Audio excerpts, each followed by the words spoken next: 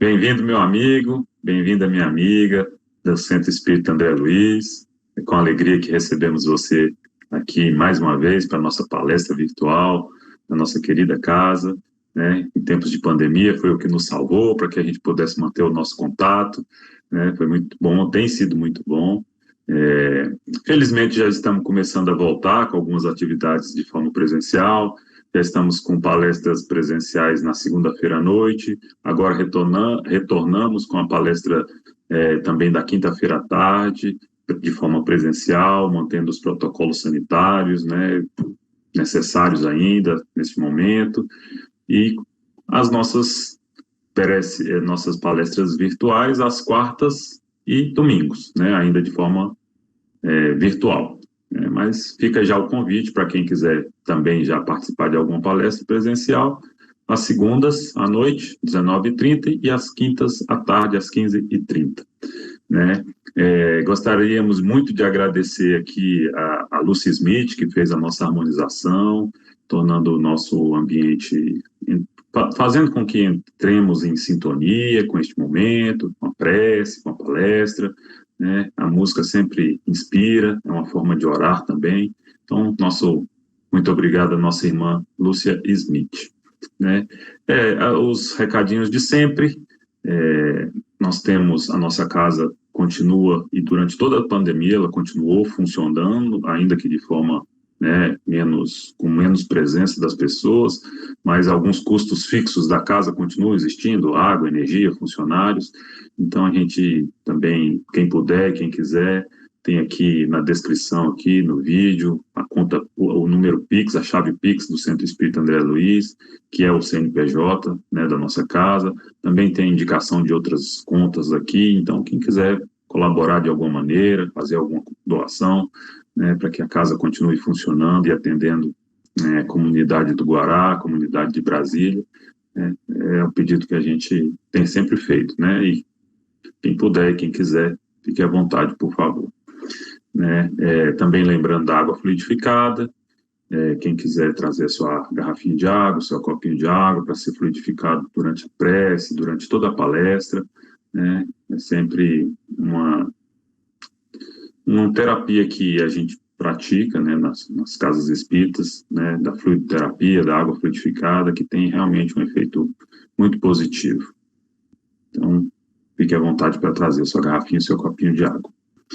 E vamos fazer agora a nossa prece inicial, e em seguida a gente passa a palavra ao nosso palestrante de hoje. Então vamos fechar os olhos, nos sentar numa posição confortável, mentalizar a presença do nosso querido Mestre Jesus, com seu olhar suave, com a sua voz mansa, nos acalmando, nos abençoando, agradecendo pela vida, pela encarnação, pelas oportunidades, pelas bênçãos que nós recebemos todos os dias de nossa vida. Agradecer aos mentores, aos dirigentes espirituais do Centro Espírita André Luiz, Bezerra de Menezes, Alta de Souza, Eurípides Barçanufo, espíritos de elevado grau que nos intuem, que nos assistem, que mantêm a nossa casa firme e forte por tantos anos, atendendo a tantos irmãos necessitados, materialmente e espiritualmente falando.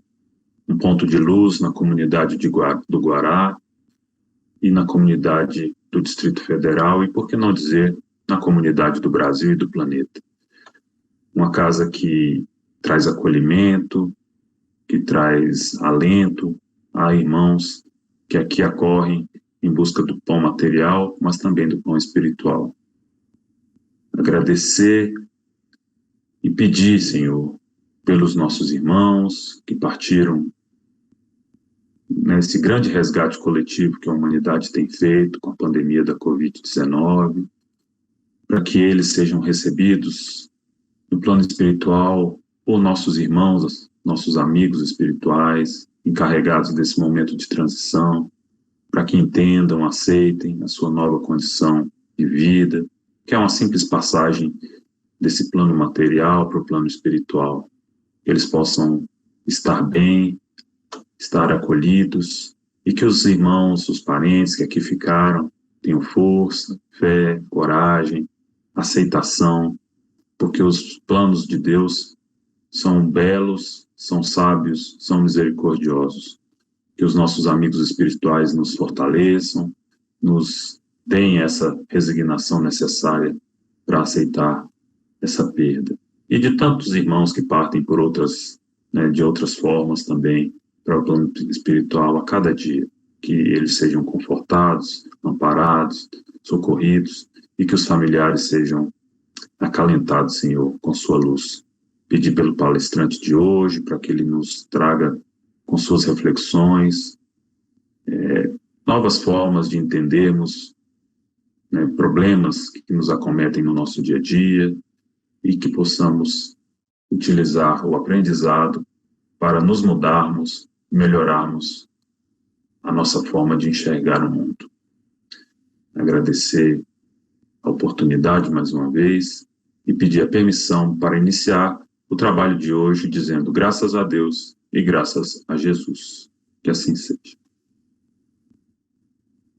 Bom, então agora nós passamos a palavra ao nosso irmão André Ribeiro, que será o palestrante de hoje, um tema extremamente importante, que está no convívio de cada um de nós, ou de pessoas conhecidas por nós, que é sobre o divórcio, né? Então, nosso irmão André Ribeiro, palestrante espírita, né, conhecido em Brasília, já fez diversas palestras, vai nos trazer suas reflexões sobre o divórcio, né? Sob um ponto de vista, principalmente, dentro da doutrina espírita, né? Então, muito obrigado, André, seja bem-vindo, a palavra está com você.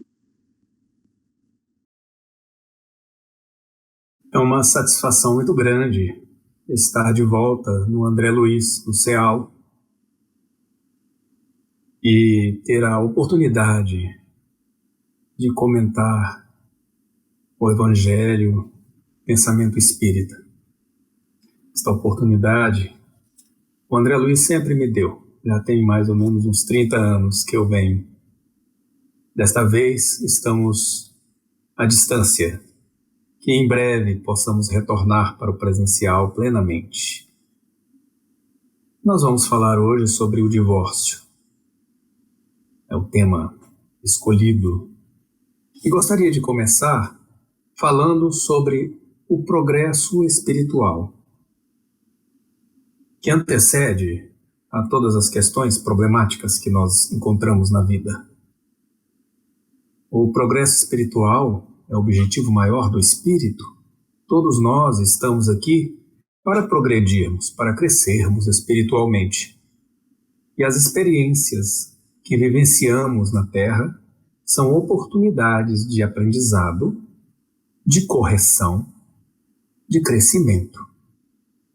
Seja pelo erro ou pelo acerto, nós estaremos no processo de aprendizado e de crescimento.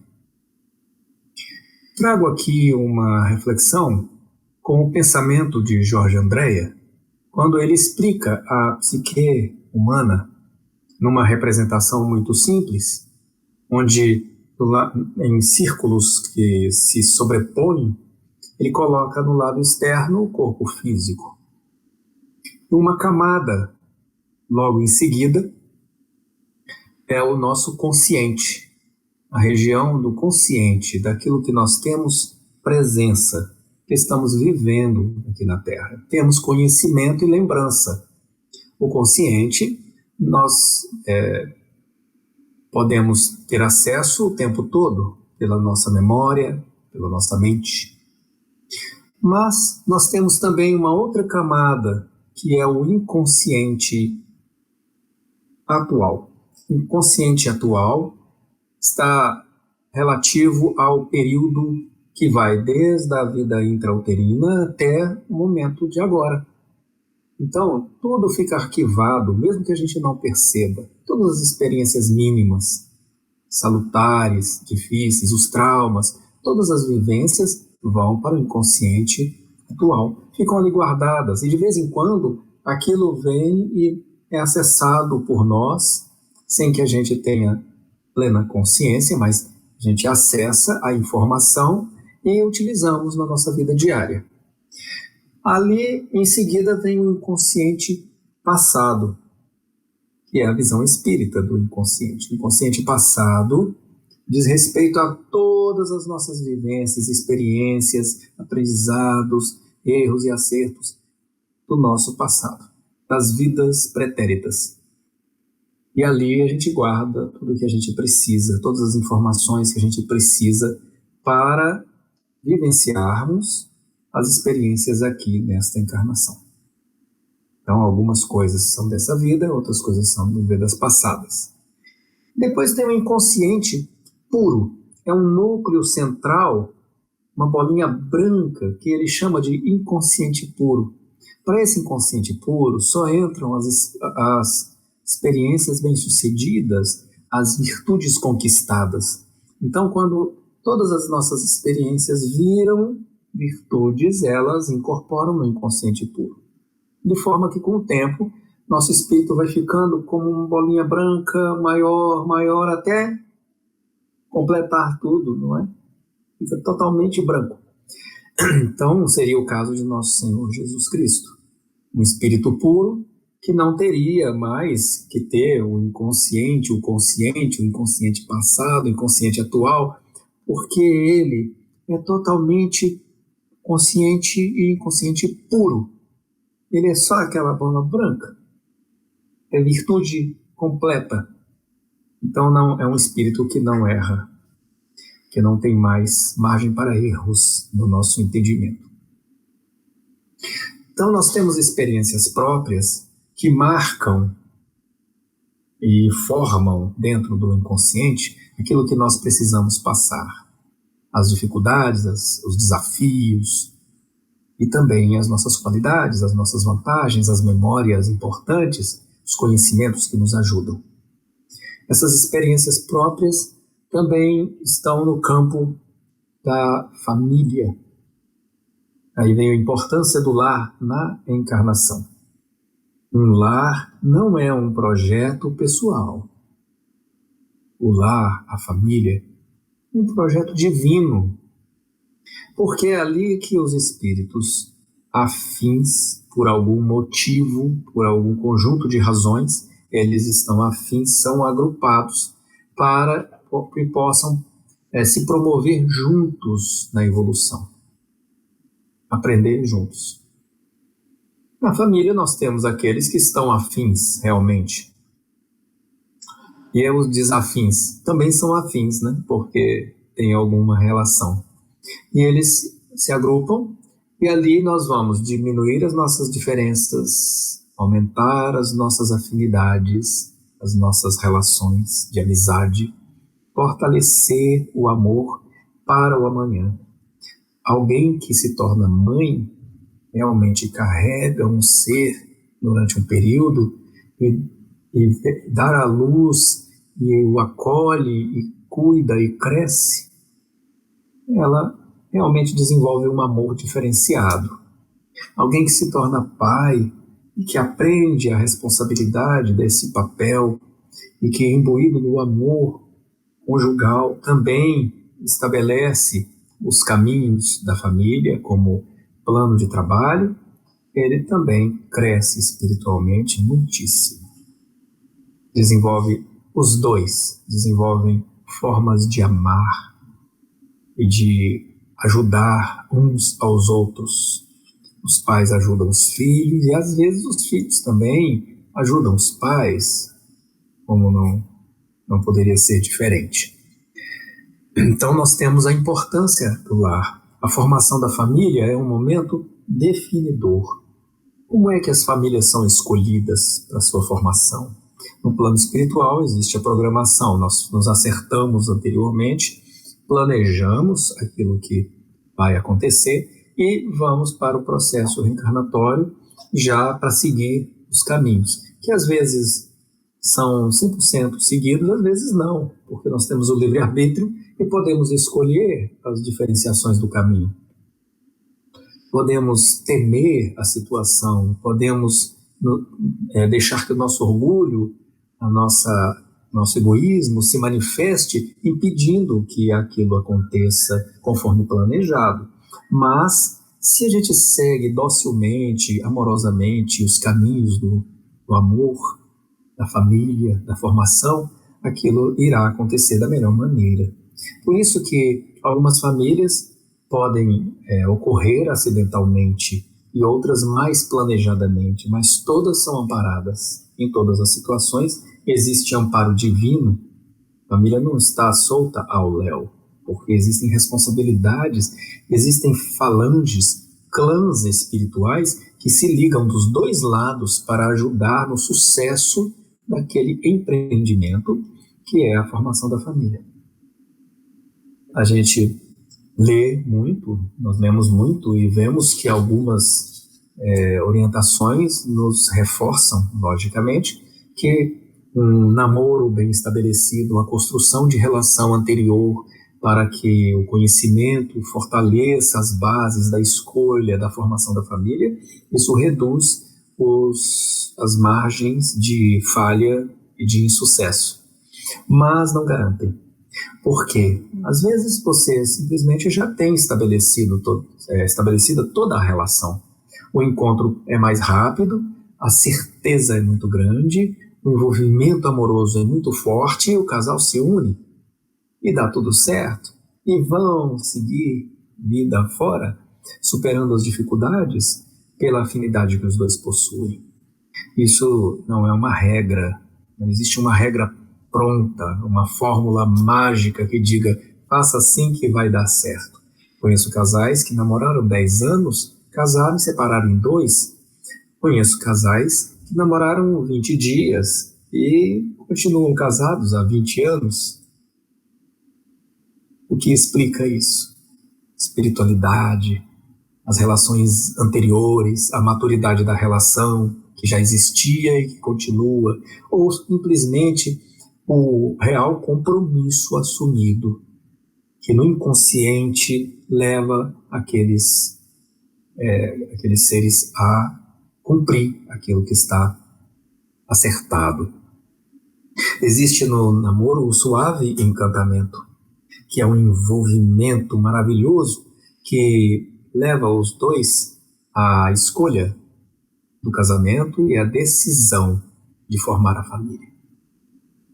Mas nós temos na nossa realidade social, principalmente no mundo, o papel do divórcio, que é quando a família passa por um processo de cisão, de separação. Então eu tomei a liberdade de fazer uma pesquisa com uma amiga que é da área de direito. Eu não sou, mas eu pesquisei com alguém que é, e ela me fez uma pesquisa muito interessante sobre o divórcio no Brasil. E também temos artigos que abordam a questão do divórcio já ser muito antigo. Podemos dizer o seguinte, que ele já existia como costumes sociais na China antiga, porque já admitia a separação sem justa causa. Né? E nesse caso, se o homem abandonasse a esposa sem justa causa, ele levaria 8 chibatadas. Olha a punição que tinha. Na Índia, o Código de Manu permitia o repúdio da mulher pelo marido, desde que ela sofresse de moléstia incurável ou fosse viciada no uso de licores inebriantes ou bebida alcoólica. Assim como no caso de esterilidade depois de 8 anos de casamento. Também, se houvesse esterilidade, quer dizer, a função da família era reproduzir, ampliar os personagens sociais, os indivíduos na sociedade. Se não cumprisse esse papel, estava autorizada a separação. Na Grécia Antiga, o divórcio já era conhecido. Em Roma, havia o divortium, em que deveria haver mútuo consentimento, e o repudium, em que a iniciativa era apenas do homem, do marido, sem necessidade e sem motivo. Iria repudiava a esposa e separava. No final do Império Romano, o costume do divórcio se generalizou de tal forma que o exagero das separações conjugais levou a uma crise na sociedade, uma crise de poligamia, né, de convivência libertina, e isso se dava tanto no topo da camada social lá do Império, quanto em toda a extensão do Império, onde o Império Romano se estendia. Havia o divórcio dos homens de bem, nos diz um autor chamado Ozanam. Então, o divórcio dos homens de bem, o divórcio por cansaço, o divórcio dos que mudavam de esposa por ano, tinha gente que mudava anualmente de esposa, olha só. Havia o divórcio por cálculo, como prova Cícero, que repudiou Terência, não porque lhe houvesse essa contristado a alma, mas porque ele precisava de um novo dote para pagar uma dívida. Então ele calculava, eu separo da esposa e arrumo a outra e ganho um dote, e o dote me permite quitar minha dívida. Então, por um endividamento, por questão de interesse financeiro, né, muito sério isto, havia o divórcio por generosidade, como o de Catão, também romano, que, verificando que sua mulher, Márcia, agradava ao seu amigo Hortêncio, deu-lhe a título de esposa. Deu a esposa. Se separou e ela passou para as mãos de outro. Então a mulher era muito objeto, a mulher era vista como um objeto, como algo negociável, algo de troca. Preciso dizer que durante a Idade Média a mulher não tinha alma, não era considerada com alma, era um ser sem alma pela igreja, pela própria igreja, né, que é cristã. Então nós vemos que nós éramos muito atrasados, estamos avançando até rapidamente agora, estamos abrindo a mente, o entendimento para a vida. A igreja se tornou a grande opositora do divórcio no Concílio de Trento, realizado na Idade Média. Ela passou a declarar realmente a indissolubilidade do casamento. Em 1930, a encíclica papal Casti Connubii afirmou a tese da insolubilidade do casamento, com vistas assim a proteger os filhos. Então eles estavam vendo que a indissolubilidade indiscriminada, ela estava gerando problemas porque os filhos ficavam abandonados. Em alguns casos, o Estado é que tinha que se virar. Então nós vemos aí que é muito séria essa questão. Também foi levantado, durante esse estudo, que há uma relação muito intrínseca entre divórcio e o favorecimento de suicídio. De fato, uma pesquisa feita nos Estados Unidos diz que 42% dos suicidas eram, no início dos anos 50, divorciados. Então, as pessoas que se separavam entravam em crise e não conseguiam se conciliar com a vida novamente, e havia alto índice de suicídio. E outro estudo trazia 67% relacionado à loucura, a perda da sanidade mental. No caso do Brasil, vou falar mais rapidamente, ele nos mostra que a evolução vem de longe lá do Império, né, e que eles vão tentando, de certa forma, introduzir o divórcio no país, que não existia, não havia, mas era pautado pela insolubilidade mesmo, né? Tem um vídeo com o Chico Xavier, onde ele é questionado sobre o divórcio, no Pinga Fogo, de 1972, e nesse vídeo o Chico afirma que não era momento, isso em 72, não era momento para o Brasil ter a facilidade do divórcio, ter o divórcio como uma facilitação, porque não havia maturidade social para tal. Então era necessário que nós tivéssemos mais maturidade, mais responsabilidade com a vida, para que adquiríssemos este direito. O que se deu logo, não demorou muito. Então nós vamos ver aqui que várias constituições, elas fizeram tentativas, eles tentavam sempre, os constituintes, introduzir o divórcio. Mas em 1988, os prazos para pedido de divórcio, eles foram estabelecidos e diminuídos. Então, em 1977, nós temos já uma lei, a lei do divórcio, que faz com que realmente, aqui, a aprovação da emenda constitucional número 9, de 28 de junho de 1977, regulamentada pela lei 6.515, só para ilustrar. Então, nesse momento ali, ocorre uma mudança no entendimento da lei, transforma o que havia antes, que era um desquite, um processo de separação menor, para o divórcio, que realmente termina as responsabilidades das duas partes. Então, isso evoluiu até os dias de hoje. Mas eu tenho datas aqui na pesquisa muito interessantes, 1827, né, com questões matrimoniais na jurisdição eclesiástica, 1861, a inovação da autoridade civil, a faculdade de dispensar os impedimentos e a julgar a nulidade do casamento. Em alguns casos, o casamento poderia ser anulado, não divorciado, é anulação mesmo. Em 1889, com a proclamação da República, aí teve uma separação da Igreja e do Estado e a necessidade de regular casamento a partir daí. Em 1891, uma tentativa de colocação, né, do casamento civil, né, e separação do casamento religioso do civil com a instituição das cerimônias religiosas e das cerimônias civis separadamente. O Estado passou a casar as pessoas mesmo. Então, existiam casos de separação de corpos em que justificava realmente a dissolução do casamento, adultério, sevícia, injúria, abandono voluntário do domicílio por 2 anos, mútuo consentimento dos cônjuges, e aí vai. Isso evolui em 1893, 1900, 1901, são todas datas de tentativas. 1934, em 1934, a indissolubilidade do casamento torna-se preceito constitucional. 1934, ele é reforçado. Em 1937, a família é constituída pelo casamento indissolúvel, isso também entra e é reforçado.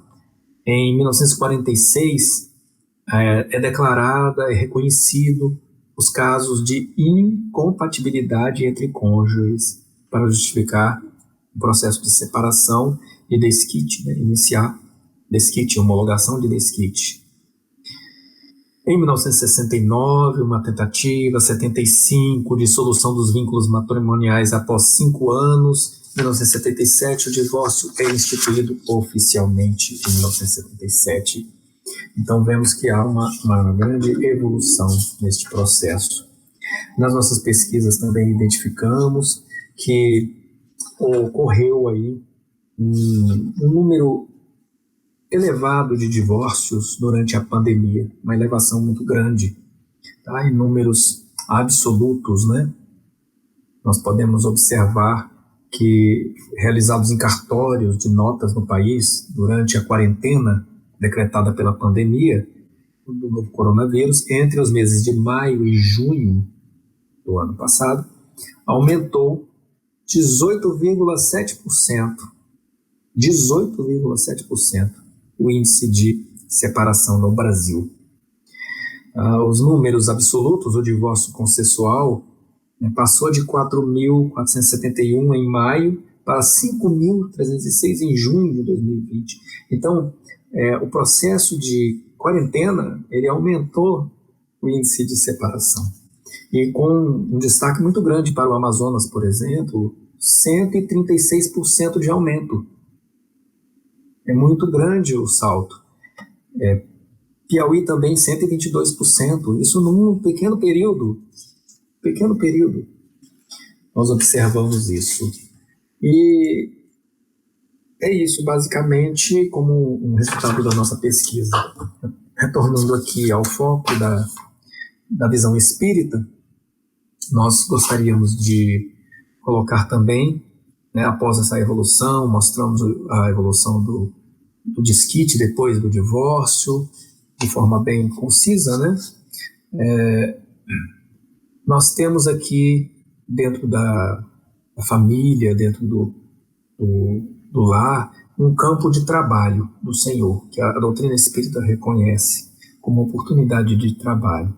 E é o que nos leva a reconhecer a importância de buscar valer a pena a família, né? No Evangelho, segundo o Espiritismo, capítulo 22, Jesus nos ensina, nos orienta: não separeis o que Deus juntou. Não separar o que Deus juntou não significa que não possa existir o divórcio, mas ele estava ali combatendo o excesso, porque os judeus, já desde Moisés, já tinham a facilitação das separações. Era muito fácil repudiar, terminar o divórcio. As mulheres eram apedrejadas em praça pública, enquanto os homens simplesmente tinham o casamento dissolvido e seguiam para outra vida, para outra vivência. Então, era uma situação realmente desvantajosa, prejudicial, que Jesus reconhece no caso da mulher adúltera, em que ele coloca os homens também no círculo de responsabilidade, quando diz para atirar a primeira pedra aquele que estivesse em pecado. Porque se ela pecou, um homem pecou. É essa a relação que ele coloca. Se ela pecou, um homem pecou. E pelo jeito todos pecaram, porque ficaram inertes, não conseguiram atirar a primeira pedra. E todos tinham algum pecado na consciência, alguma preocupação na consciência com relação ao fato relacionado àquela mulher. Então é interessante observar que ele estava ali numa postura de trazer para o rigor da responsabilidade. Vamos corrigir isso. Aí perguntaram por que a lei de Moisés já permitia. Ele dizia porque era pelo endurecimento de seus corações é que Moisés teve que ceder. Mas agora eu estou colocando: não separeis o que Deus juntou. Cuide. E o que Deus juntou são as uniões dos corações realmente intencionados na formação do bem e da família. Então, quando isso acontece, deve ser preservado. E todo relacionamento, toda família, todo casamento deve ser cultivado como um jardim deve ser cuidado. Você não pode deixar que a erva daninha tome conta, que as pedras ocupem o espaço das plantas, das flores. Você deve deixar o terreno adubado, deve preparar aquele terreno, tirando a acidez, diminuindo a acidez do terreno. Semear sempre, sempre semear para que haja fartura, regar sempre para que a umidade permita o crescimento e o desenvolvimento. Então, a família não é diferente. É um campo que deve ser cuidado constantemente para que a relação amadureça, se transforme. Um famoso psicólogo, Pierre Weil, nos traz um livro muito interessante chamado Amar e Ser Amado. E ele mostra nesse livro os tipos de amor. Como que as uniões acontecem? O que leva aos interesses iniciais? Às vezes o interesse inicial está mesclado com algum interesse material, algum interesse da beleza, da atração física, da necessidade íntima que o ser tem de se completar no outro, mas isso não permanece a vida toda. Isso vai se transformando e ele mostra que se você não reajusta a relação com a dinâmica da vida, chega uma hora que aquilo se dissolveu, você não tem mais relação. Você precisa reajustar constantemente, renegociar com seu parceiro, sua parceira, para que as relações se mantenham atualizadas. Porque a pessoa com que se casa numa juventude não é a mesma que se encontra lá na fase adulta ou na fase da velhice. Ela é diferente, é uma outra pessoa que amadureceu, cresceu, criou os valores, direcionou o pensamento e os desejos para outros fatores da vida. Então, é necessário que você reacerte, repactue constantemente e nesse acordo possa estabelecer um novo desafio. Nós temos os tipos de casamento, os casamentos acidentais, parecem que são absolutamente por acaso, né? São escolhas. Aconteceu. Os sacrificiais, que alguém faz mais sacrifício que o outro tem que suportar determinadas situações bastante duras, né, do desafio da família.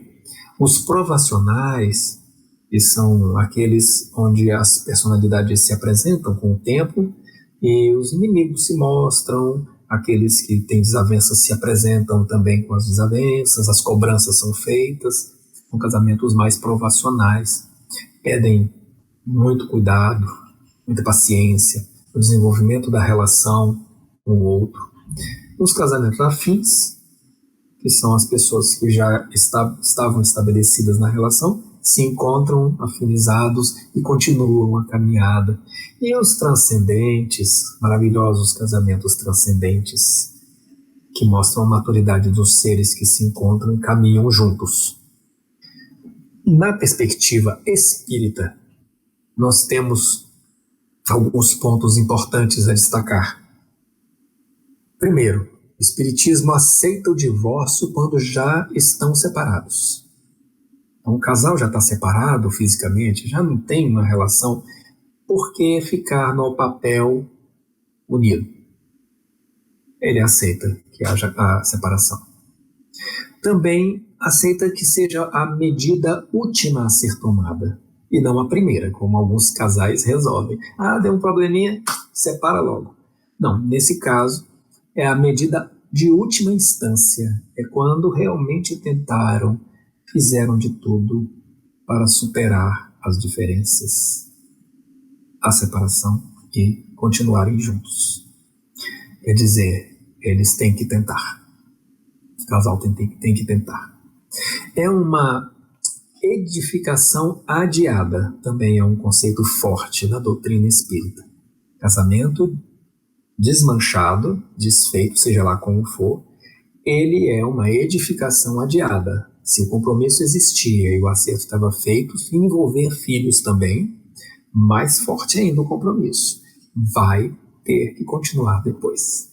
Isso é uma coisa muito forte nas palavras dos espíritos, em muitos livros, em muitos textos específicos sobre o divórcio. Quarto, todos os problemas gerados pela separação pesarão na folha daquele que foi causa. Se os dois foram a causa, se geraram problema e desampararam filhos, por exemplo, aquilo vai para a folha deles, folha espiritual, estão dizendo, né? É uma responsabilidade que fica marcada na ficha individual do espírito. Ele vai ter que resgatar. Na verdade, ele criou um karma, criou uma situação de karma. Mas esses são os pontos que diferenciam, quer dizer, a doutrina espírita não recomenda o divórcio, mas aceita o divórcio como última instância, como algo que seja para efetivar aquilo que já é. Quer dizer, você não vai separar o que está junto, é porque não está junto, já está separado. Então, efetiva. E para concluirmos a nossa pequena palestra, gostaria também de deixar alguns pontos de observação. Primeiro, vou destacar aqui os livros de consulta, né? O livro Leis de Amor, com mensagens de Emmanuel, Levantar e Seguir, também de Emmanuel, Vida e Sexo, Emmanuel, Encontro Marcado, Emmanuel, Na Era do Espírito, capítulo 20, Emmanuel, André Luiz, Oswaldo Vieira, o psicógrafo, Sol nas Almas é o livro. Aí André Luiz também, como espírito, orienta no livro Evolução em Dois Mundos, Chico Xavier. Sexo e Destino, com André Luiz também, mensagem de André Luiz, Oswaldo Vieira. Richard Simonetti, A Voz do Monte é o livro. O Sermão da Montanha, de Rodolfo Caligares. E o Evangelho segundo o Espiritismo. São as fontes principais. Para fecharmos, gostaríamos de deixar assim, uma ideia de pensarmos sobre prevenção. Bom, se o divórcio não não é recomendável, mas ele acontece, nós podemos fazer um esforço para evitá-lo, podemos preveni-lo. Então, as dicas são essas, né? A compreensão da vida maior. Por isso falei lá do Jorge Andréa no início, compreendermos as relações da vida atual com as vidas pretéritas, com os nossos erros passados, com as nossas tendências inatas. Compreendermos o nosso parceiro também nessa relação transcendental. Ele não é ele agora, ele traz também questões do passado. A questão aí é nos conhecermos mais, ter um autoconhecimento e um conhecimento do outro.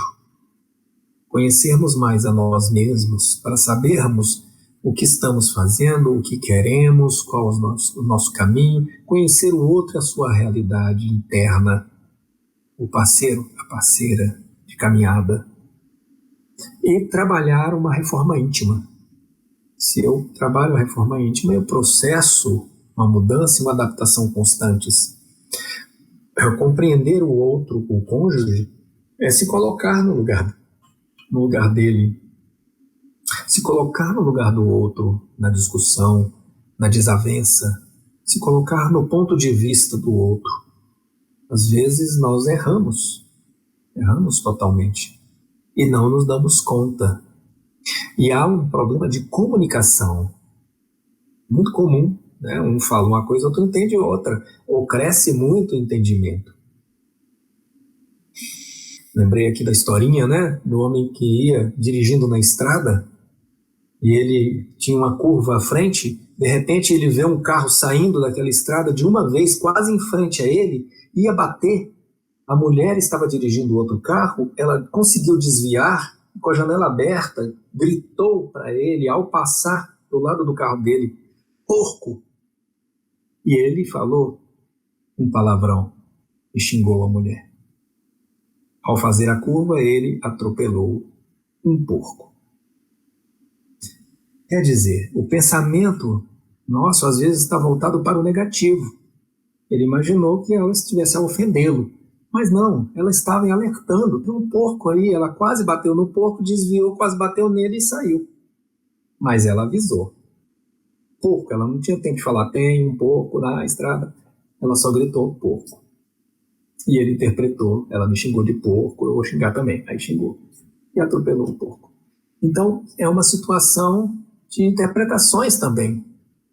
Porque quando a gente chegar no plano espiritual, nós vamos ver quantos equívocos nós cometemos por considerar o outro de forma parcial, de forma pessoal, de uma visão muito particularizada, sem considerar e respeitar também o ponto de vista dele.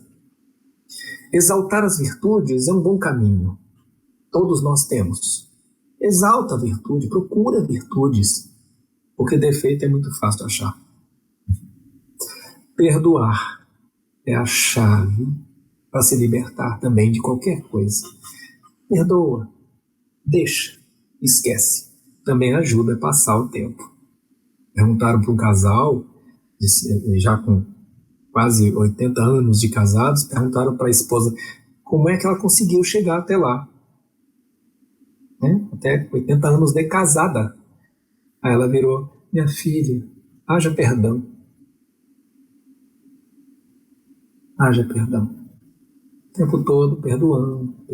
Porque é sempre uma arestazinha, porque nós somos indivíduos, somos diferentes. E quando a gente está junto, né, mais junto, mais atrita um pouquinho. Então sempre tem uma arestazinha para tirar. Amar incondicionalmente. Se o meu amor é condicional, não é um amor completo. Então, se eu quero amar mesmo, eu não apresente condições. Começa a botar muita negociação, muita condição, só vai se receber, não vem nunca. Diálogo, manter o diálogo para ter a manutenção da relação. Sem diálogo, a relação tende a acabar mesmo. Ela se perde, alguém se perde. Construir a relação de forma saudável, feliz e alegre. E principal orientação espírita, Evangelho no lar. Manter o Evangelho no lar como luz acesa e porta de entrada dos espíritos da luz, do amor, dos representantes das duas famílias, para agirem em favor do melhor naquele lar. Então tem que ter um momento de oração para que Jesus se faça presente. Essas são as recomendações de prevenção. Não são poucas, né? São muitas. É porque o problema é grande. Então, temos como desafio a manutenção numa sociedade tão adoecida, tão cheia de contradições, de problemas, de maus exemplos, temos os desafios de trazer a família como chama acesa para o progresso dos espíritos. Fiquem em paz. Sigamos com Deus.